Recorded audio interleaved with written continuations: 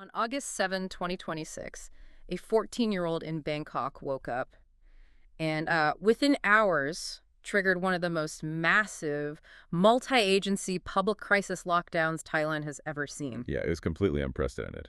Welcome to this deep dive. Okay, let's unpack this because if you've been following this developing story, you know the headlines are just, well, an absolute mess of speculation. Oh, a total mess. Right, so today's mission is to cut through all that noise for you.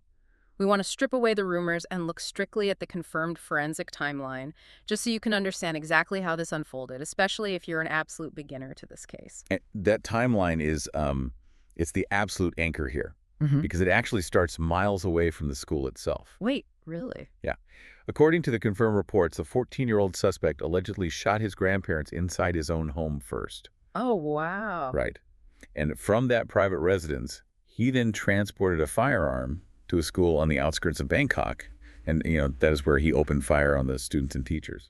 It's just wild how it went from this quiet, private home straight into a massive public crisis in a matter of moments. It happened incredibly fast. But the authorities didn't just scramble in chaos, did they? Like, help you visualize it. Imagine the rigid choreography of a school fire drill, but scaled up. Yeah, way up. Like scaled up to include SWAT, medical teams, local police, all moving as a single highly trained organism.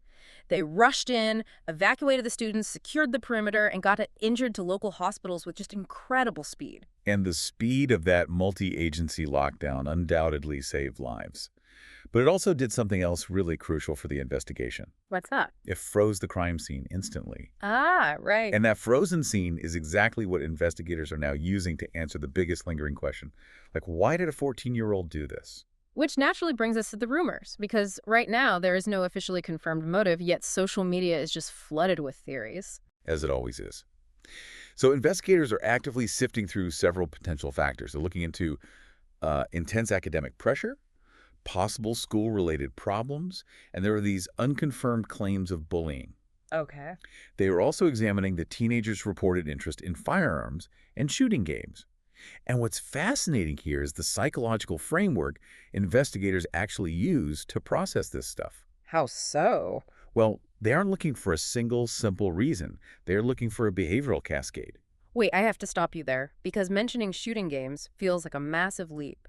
So what does this all mean when millions of teenagers globally play these games every single day? It's a very fair point. Like, how do investigators actually use that as evidence without just falling back on an easy, lazy narrative? So, that is the ultimate challenge in behavioral threat assessment.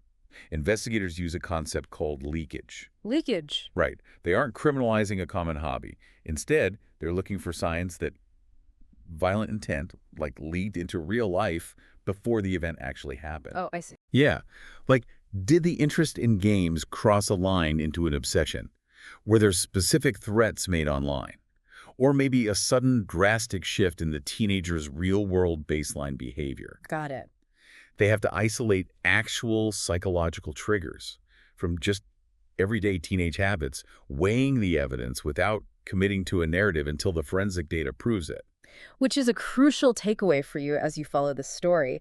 There is a massive difference between a discussed factor and a confirmed motive. Absolutely. We really have to let the forensic investigation do its job rather than just, jumping to conclusions based on a teenager's hobbies or unverified rumors. Exactly.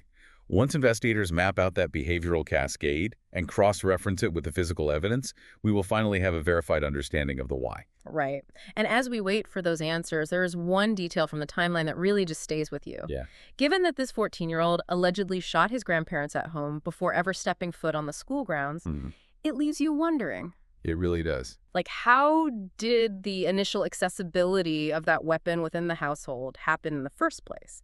And how might that single factor ultimately dictate the entire direction of this ongoing investigation? It's a huge question. It is. Keep questioning the headlines, and we'll catch you next time.